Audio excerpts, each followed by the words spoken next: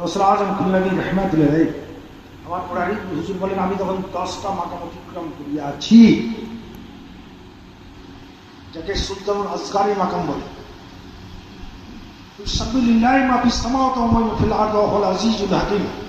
সৃষ্টিসমূহ আল্লাহ জিকির করছে, আকাশ বাতাস চন্দ্র সূর্য পাহাড় পর্বত নদী নালা জীব জানোয়ার কীট পতঙ্গ সব আল্লাহর ভাষা জিকির করছে। আমরা তার দেখতে পাচ্ছি না, শুনতে পাই না, কিন্তু আমাদের ইমান আছে তো। গাছপালা জীব জানোয়ার সব আল্লাহ জিকির করছে, পৃথিবী আল্লাহ জিকির করছে, মাটি আল্লাহ জিকির করছে, কারণ আল্লাহ কোরআনে বলেছেন এটা আমাদের ইমান, আমরা বুঝতে পারি। এবাদতে মখসুস, এবাদতে গায়ের মখসুস, এবাদতে তরঙ্গ চামড়ার কানে এবং চামড়ার চোখে দেখাও যাবে না, শোনাও যাবে না। যাদের ওই চোখ আছে, যারা সুলতানুল আসগারের মাকামে পৌঁছে গেছে, সৃষ্টি যে আল্লাহ জিকির করছে এরা দেখতেও পাবে এবং শুনতেও পাবে। কথা বুঝে? তো উনি বলছেন আমি 10টা মাকাম অতিক্রম করিয়েছি। তো দিল্লি হাজরাত বলছেন, বাঙালি মৌলানা আব্দুল আজিজ ডাক দিয়ে বলছেন, আমার দরবারে চীন থেকে একজন সাধক এসেছে 2.5 কদমে। জি, আমরা কি দেখলাম চীনের লোক আছে, পৃথিবীর বিভিন্ন দেশের লোক আছে, বিভিন্ন দেশে, পৃথিবীর বিভিন্ন দেশে মুরিদ আছে। উনি বলছেন আমি আশ্চর্য হয়ে গেলাম। আমার হুজুর মুবারক গৌসুল রহমাতুল্লাহ বলছেন, আমার দিল্লি হাজরাত আমাকে শোনাচ্ছেন, বসে জামাকে শোনাচ্ছেন যে আমার দরবারে একজন সাধক এসেছে 2.5 কদমে। 2.5 কদমে কি করে আসে? শাহ সেকেন্দার সম্রাট জুলকারনাইন বিশ্বের বাদশা আছে। তা উনি এই মৃত্যুর হাত থেকে রেহাই পাওয়ার কোনো উপায় আছে কিনা, আরে বললাম মৃত্যুময় সংরক্ষণ ডাকতে লাগলেন, কে বলবে যে মৃত্যুর হাত থেকে রেহাই পাওয়ার কোনো উপকরণ আছে? দেশে দেশে লোক লস্কর হাতি ঘোড়া সেনা সৈন্য সারা দেশ চলতে লাগলেন। বিশাল কাফেলা নিয়ে দিনের পর দিন মাসের পর মাস পথে চলতে যেত, মানুষ মরে যেতেও লাগলো।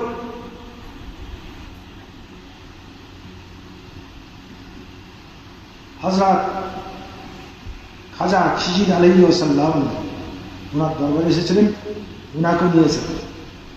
উনি বলছেন, বাদশাহ এই মৃত্যু থেকে রেহাই হওয়ার উপকরণ যিনি জানেন তিনি লোকালয়ে থাকেন না, কোনো বন জঙ্গলে থাকতে পারেন। আমি চলে যাই জঙ্গলে সন্ধান করি। তা হযরতে খাজা খিজির আলাইহিস সালাম যখন জঙ্গলের মধ্যে ধ্যান করতেন, জীব জানোয়ার এসে তার পাশে বসে, হিংস্র জানোয়ার নীরব বসে তারাও যেন ধ্যান করছে।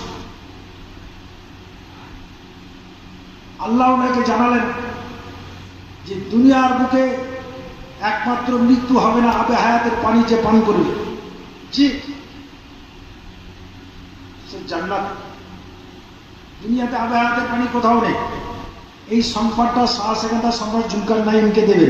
তো শাহ সেকেন্দার জুলকারনাইন যখন জানতে পারলেন যে মৃত্যুর হাত থেকে রেহাইয়ের কোনো পথ নেই, তখন বলছে দুনিয়ার আমি আর কিছু করবো না, রাজত্বের দরকার নাই। তো মরতেই যখন হবে, যিনি মরণ দেবেন আর যিনি সৃষ্টি করেছেন তার সঙ্গে আমার সম্বন্ধ করা দরকার। ঘরের ভিতরে দরজা লাগিয়ে জিকির আজগার আল্লাহ করতে লাগলো, আল্লাহকে ডাকতে লাগলো। দরজা খুলে হযরত খাজা খিজির আলাইহিস সালাম চলে আসছেন বাদশার দরবারে, সংবাদটা দেবেন যে একমাত্র জান্নাতে আবে হায়াতের পানি পান করবে, আর মরণ হবে না। উনি চলে আসছেন, আস্তে আস্তে ওনাকে পিপাসা লেগেছে, কঠিন পিপাসা। এদিকে ওদিকে চেয়ে গেছেন, কোথাও পায় না। আর আমাদের দেশে ঝর্ণার পানি যেন বয়ে যাচ্ছে, একমাত্র শব্দ পাইছে কলকল করে। ওখানে পাথর চাপা আছে, পাথরটাকে টান দিলেন, তো দেখলেন একটা পানি ঝর্ণা দিয়ে চলে আসছে, একদম স্বচ্ছ পানি। আর পানির আকর্ষণে উনি পানি পান করতে শুরু করলেন। এত পানি পান করলেন, এত শান্তি আসলো, এত তৃপ্তি বোধ করলেন যে পানি পান করার সঙ্গে সঙ্গে ওনার ঘুম চলে আসলো। ঘুমের মধ্যে আল্লাহ বলছেন, হে খাজা খিজির, তুমি এই পানি পান করলে, এই পানি হচ্ছে আবে হায়াতের পানি, এটা জান্নাতের পানি। কিয়ামত পর্যন্ত তোমার আর মরণ হবে না, তুমি বেঁচে থাকবে। পানির বাদশা বলা হয় না, মুসা আলাইহিস সালামকে আল্লাহ হুকুম করেছেন খাজা চিশতির সঙ্গে বায়াত হওয়ার জন্য আল্লাহ পাওয়ার না।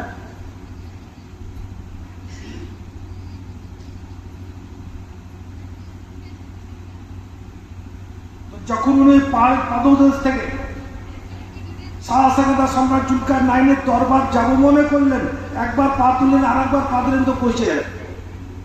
বন্ধুরা এবার এ আবহাওয়ার পানির গুণ আল্লাহ নবী তাজদারে মাদিনা সরকারি আলম সাল্লাল্লাহু আলাইহি ওয়াসাল্লাম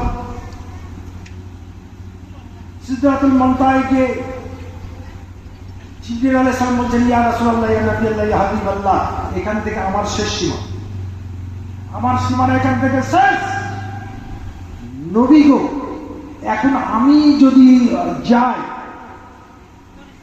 আমার 300 টাকা পাখা করে আল্লাহ নবী তাদেরকে ধ্বংস হয়ে যাবে, আর যেতে পারবেন না।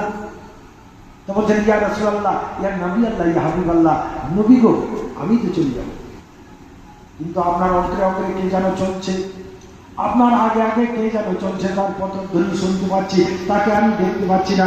হে দয়ার নবী, আমি এখান থেকে চলে যাবো, রহমতের নবী, ওই ব্যক্তিকে, তার পরিচয়টা একটু আপনি দয়া করে আমাকে বলুন। আল্লাহ নবী বলছেন, ওই ব্যক্তি হচ্ছে বেলাল।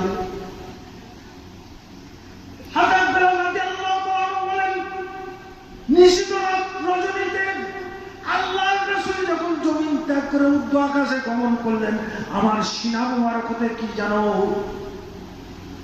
আল্লাহর আরশের দিকে ছুটে বেরিয়ে গেল, আর তার বিরহে আমি ছটফট ছটফট করতে লাগলাম, সমস্ত শরীর পড়ে ফোঁসা হতে লাগলো। আল্লাহ